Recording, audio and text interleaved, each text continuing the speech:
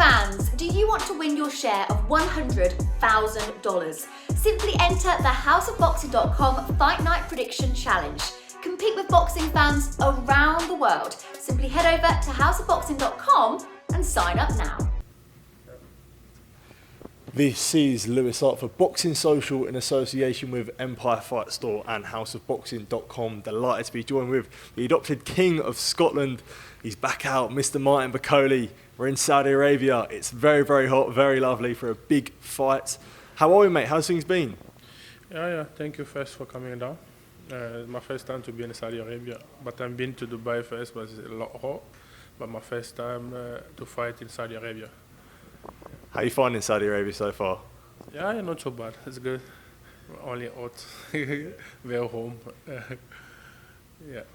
Absolutely. Well, we'll get into it. You're back out on a massive, massive card.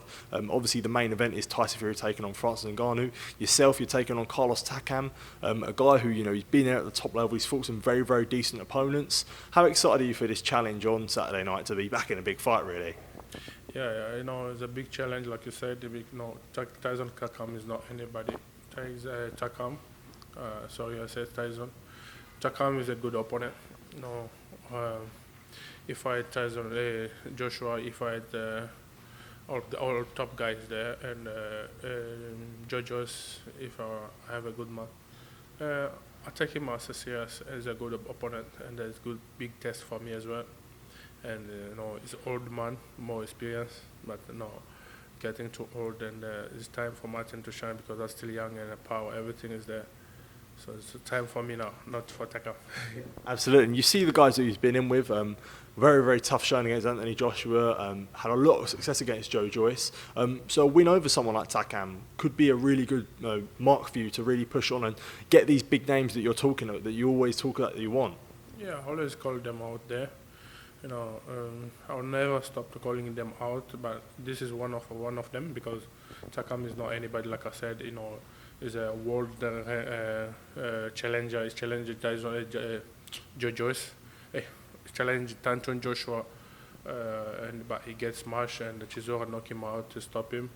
Joe Joyce as well, but that does not affect me. That does not affect my plan for him, and I take it serious because he's coming as an old man. He's got more experience, like I mentioned before, and he's coming serious to knock me out, to prove, to everyone that he still got it, and they still got chance again to maybe fight for a world title tomorrow. But I think I will hand that in his man. I'll try to stop that. Must not think like that. His time is finished. Must retire. I think I'll retire after my fight. And when you look at Takam, he's obviously coming off a win against Tony Yoka, someone that you beat recently. Is it good to sort of compare both your performances against Yoka if you in that sort of comparison? No, I can't compare myself to that. If you watch Tony Yoka, I knocked Tony Yoka in the first round and he survived. I stopped, knocked him again down. He went down in round 5, so I stopped him twice. But as a man, he still keep going. But Takam never drop him down, and because Tony might lost, affect his man. That's why I think he lost again against Takam. If you watch that fight, there's nothing more that coming from Takam. But Takam is a good man. He fought with Russia, I think 3-4 months ago. He went on distance, so that was a good fight. I take it seriously because, like I said, he's got experience, he's a big man. So I'm ready for anything he will bring in the ring. And you've been calling for the big fights, you've been wanting the big fights. You may see Takam as sort of a stepping stone for a potential big fight. How long do you think it is when you're knocking on the door before you're going to be undeniable for the guys such as Tyson Fury, Anthony Joshua, Alexander Usyk, all these names that you want to be in the ring with?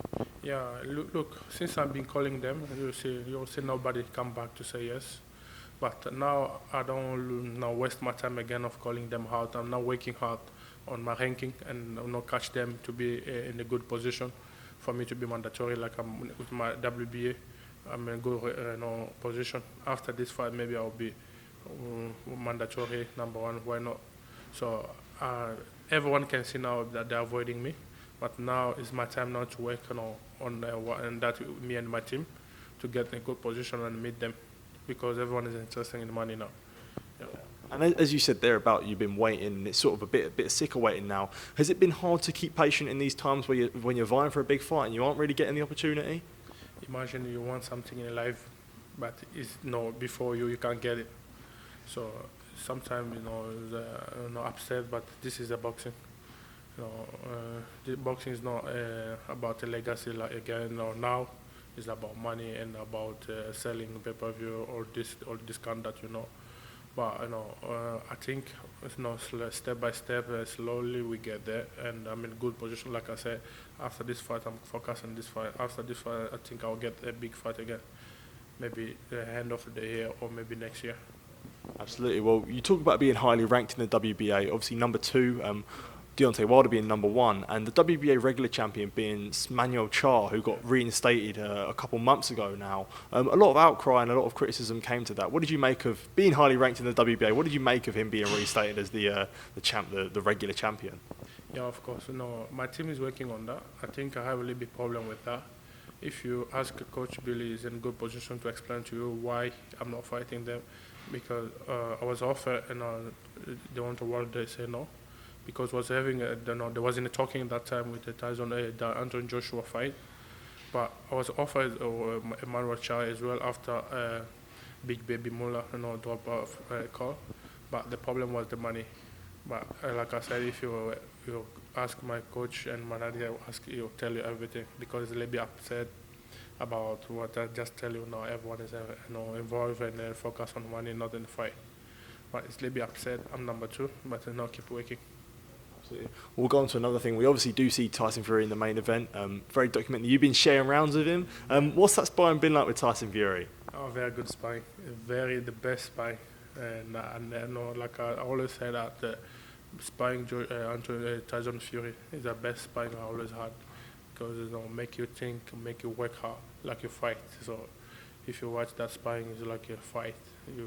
So that's why they don't allow anybody in the gym. So because like a fight, you need to pay to watch that. It's a good fight, a good sparring, and good learning as well for both of us. Yeah.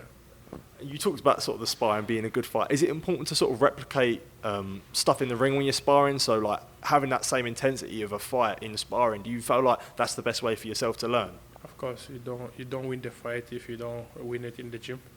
So everything we do it in the gym and take it to the public, because the fight is just not showing to people what you're doing in the gym. So that's why I always want the best sparring, the best training, and after that, so I'm comfortable, and I always win my fight in the gym. So like now I already win my fight because I've sparred the best and I've done everything and work hard for that. So it's just to pay. How do you feel? How do you see Fury and Ngannou going, and what do you think of the fight? Oh yeah. I said it before, but Ngannou is a tough and is a strong man. But seeing him in boxing, I never saw him box, but he's good in MMA. He's done well and he's got power, but not in boxing. Boxing is a different world. So I think this will be tough for him, because Tyson has got movement. He's got everything. Is he's a tall guy than him, and he can move and he's got power as well. But I don't see Ngannou go 6-7 rounds. Maybe quick, or maybe they knock him out. So just as we close this off, when we talk about the big fights and the big names, sort of names that have been mentioned before, guys like Dillian Whyte, Michael Hunter, how much do you think that those fights are potentially possible in the future? Obviously, Dillian Whyte has things to deal with himself, but do you think that these are possible fights of the future?